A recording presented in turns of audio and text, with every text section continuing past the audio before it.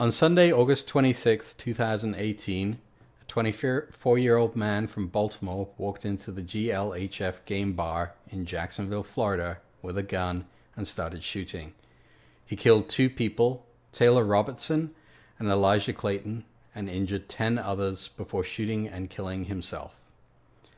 Taylor Robertson from West Virginia was 28. He was a married father with a young son. He loved football and video games and had a special passion for Madden.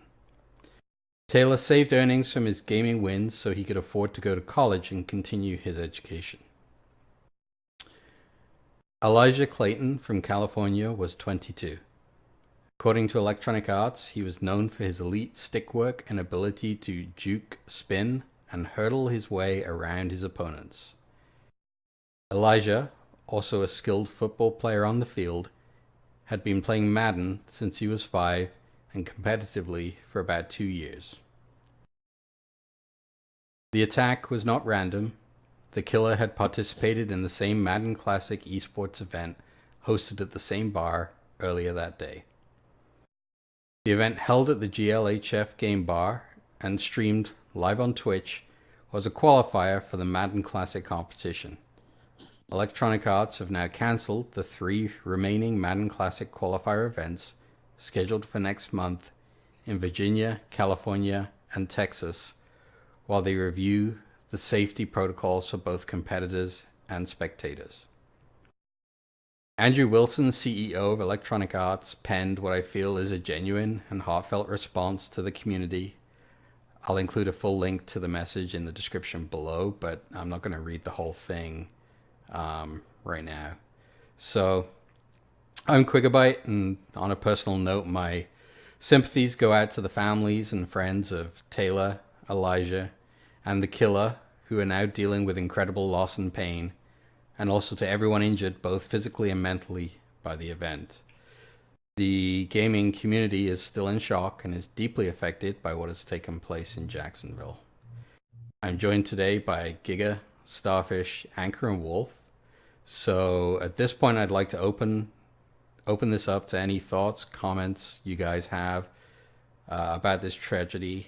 And I know, maybe we can also talk about how we think this will affect future esports events. So I'm not sure who wants to jump in first, but just go ahead when ready.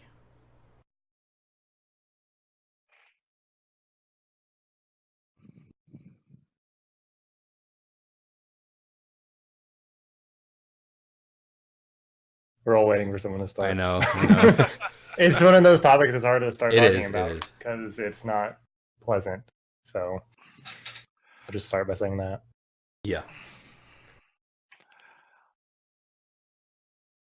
I think first and foremost, I'd like to mention, if you are listening to this right now, and even though it's a few days post shooting, if you live in Florida and you haven't already donated blood, it's always very helpful if you're in the wake of a tragedy like this and you're not sure what to do, you're not sure how to help. I feel like that's what a lot of people feel right now.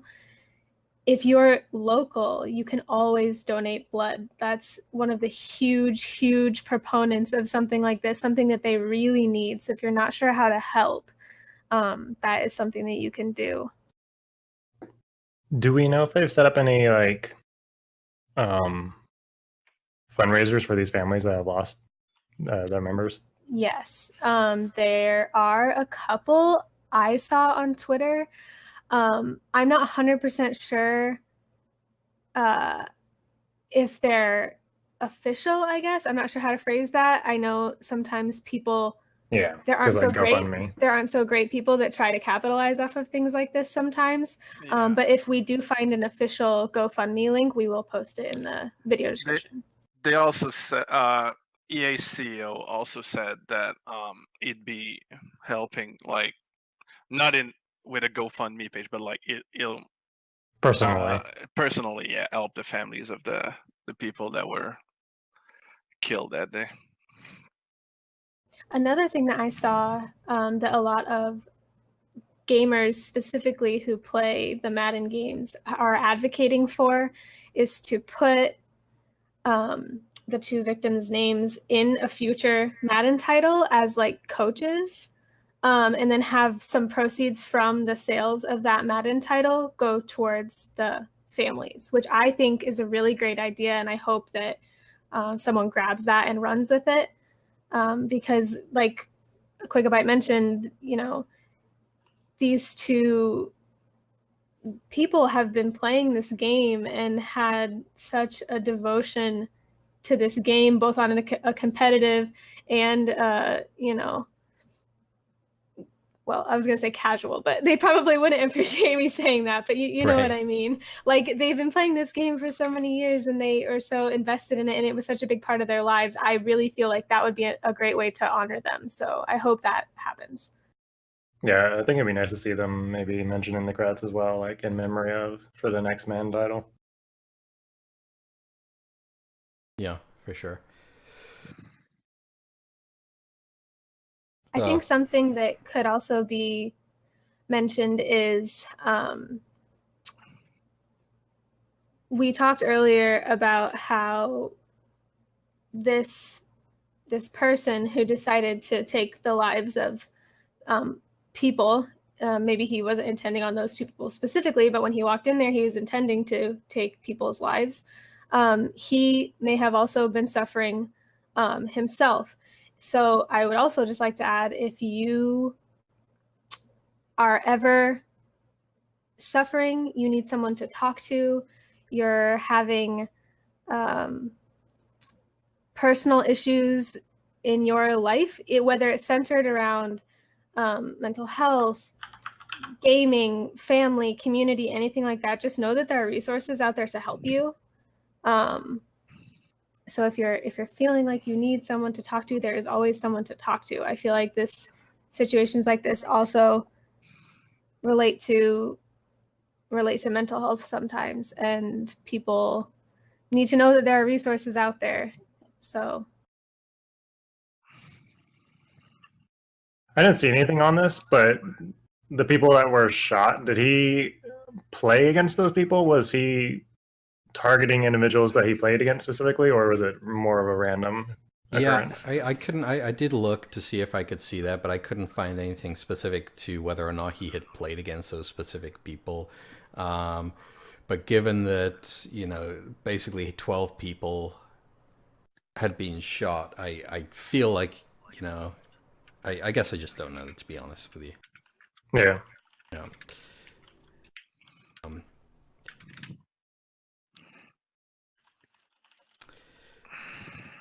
I guess it's difficult to know what is going through someone's head in a situation like that, and we won't ever know now. Right. I think that goes back to your mental health mentioning, though. Like, I've been angry at video games many times. I think we all have. Yeah. I mean, I've thrown a controller. Like, you get angry, you get frustrated, but I've never been so frustrated playing a video game that I've caused any sort of violence. Yeah. To another person. Yeah. Yeah, and that was one of the things that was said by some of the people who were there too. You know, everybody can get angry at a game, but you don't do that. I mean, you don't. A normal person, and I think that's important to say too, right? Is a normal person is not going to pick up a gun and shoot someone, even if they suffer the worst defeat they could imagine. You know, I mean, sure, you might get angry. I mean, like you said, I mean, worst case scenario, maybe you throw a controller on the ground. But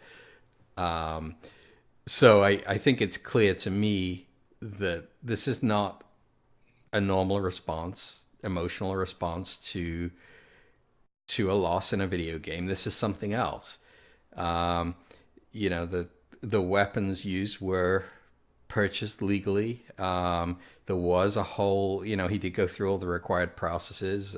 I'm not going to really say too much about that, but he did have the weapons already. But I still find it hard to believe one would lose, run home to grab a gun, and then come back to shoot people that you played against, you know? I guess that's another question. Did he already have intentions? I guess we'll never know. but did he already have intentions of doing this even before he went to the event? Yeah. So he lives, from what I could tell, in Baltimore, right? So he's from Maryland, and this shooting happened in Florida. That's true. And It is so true. he had 2 legal handguns with him. Like, they haven't published anything official about his motives or what he planned. None of that yet. Other than speculation that he very definitely did plan to hurt people who were involved with the Madden tournament because he passed non-competitors, like walking into the restaurant or wherever it was. So I mean, there had to have been some level of planning, because you don't just like walk onto a plane with 2 handguns. You just don't. Yeah.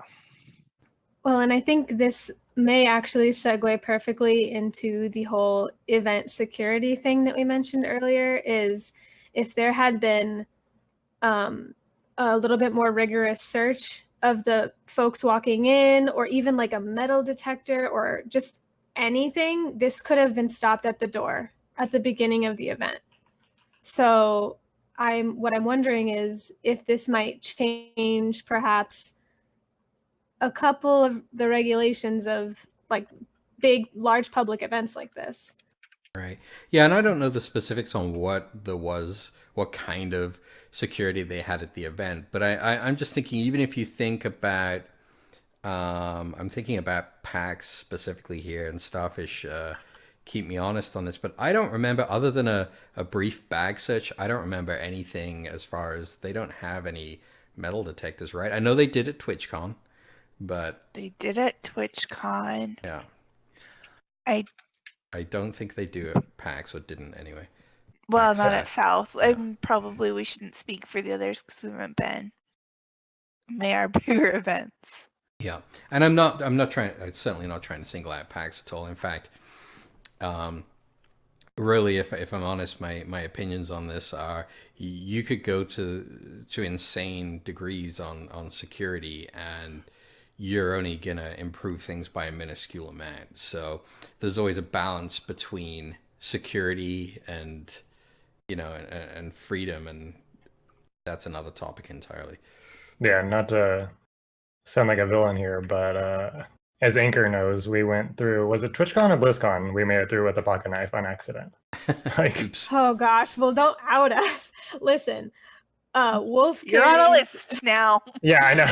And that's what I'm saying. Not to sound like a villain, I have no intention to harm anybody, but I normally have a pocket knife on me to just to open things, Right. Wolf always carries a pocket knife in his pocket. He has ever since I've known him. And I grew up as a Boy Scout, so there's my quote unquote excuse. It just so happened that it clipped to his pocket like it always is when we were going into TwitchCon, and he realized it in the line to the security, and the security to the bag down. So I was like, oh, I'll just drop it in the bag that they're searching. And they searched the bag and they passed it right on through. And I was like, well, that worked. So luckily, Wolf is not a bad person and didn't have any intentions of harming anyone, and just accidentally left it in his pocket. But still, if someone had wanted to bring a knife on purpose into that event, they may have been able to do that. So yeah, that's what kind of why I brought it up, to tag on to Quig's line there.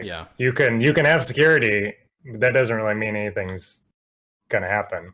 Or not happen. And I think as well, it's okay, say you did have security at this event. You say you had a some kind of basic security, maybe a bag check and a metal detector or something like that. Who's to say he wouldn't just walk straight through with the gun out, and people would just jump out the way anyway? It's...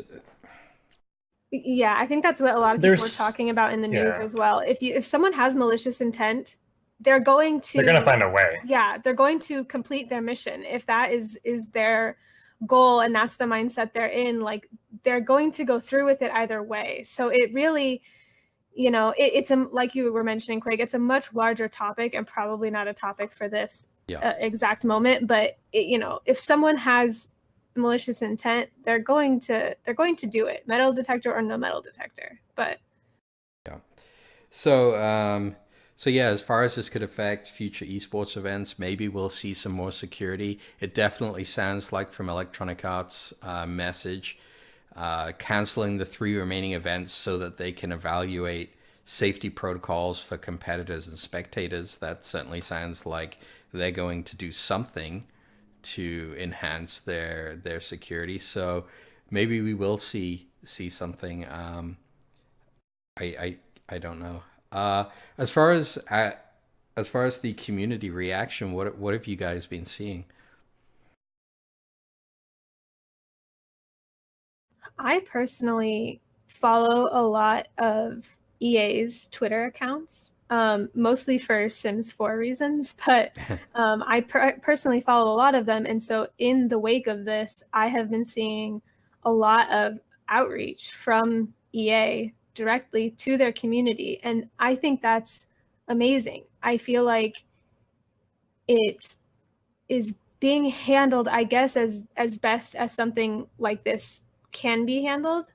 And again, like I mentioned earlier, it's the fans of Madden who mentioned immortalizing these 2 victims in the game, and for that to come from a community, like, you have to know that that community is a strong one just by that and the outreach that has happened since. So I think it's about as positive as it can be, I suppose, in a situation like this. I haven't seen like any trolling or negativity, which is rare sometimes in the Right. video game world. So I guess, it's as good as it can be at the moment, I think.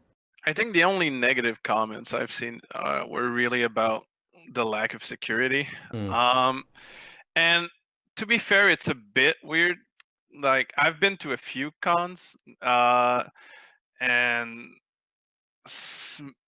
like, I've been to DreamHack. It was the same thing. Like, there's not a lot of security, which is a bit weird to me, because even if I go to any other sporting events or even a concert here, sometimes, like, there's gonna be a lot more security, and like, there's gonna be metal detectors. I'm gonna get searched, like, or at least padded, I guess.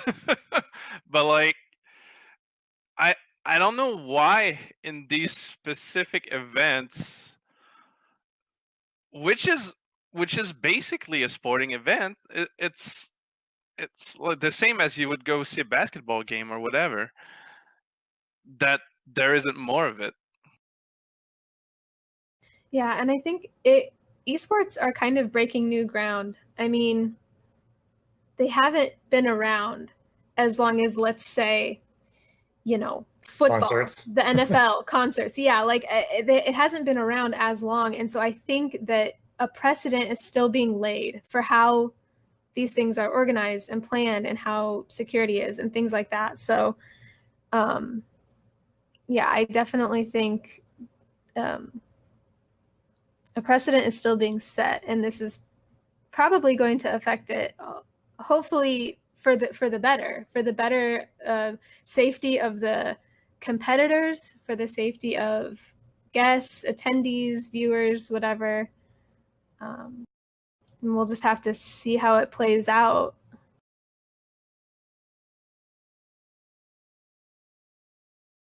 Yep.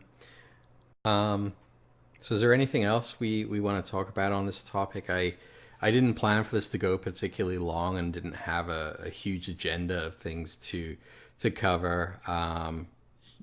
Just obviously we all felt it was important to discuss, and I know a lot of us felt it was important to outline the victims. Taylor Robertson, 28 from West Virginia, and Elijah Clayton, 22 from California, and just give a little bit of background about them too. So if we have nothing else, I think we can wrap it up, guys.